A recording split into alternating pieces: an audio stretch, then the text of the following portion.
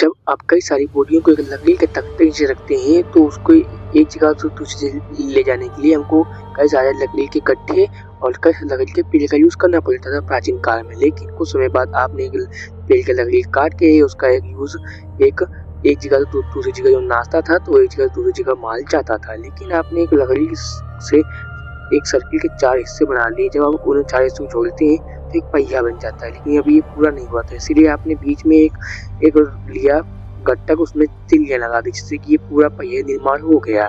लेकिन अभी भी ये पहिया आपने एक और बनाया, जब उसको आपने दूसरे पहिए के साथ अलग के साथ जोड़ लिया। अब पहिया बाहर ना निकल जाए इसीलिए आपने इसमें एक कील लगा दी।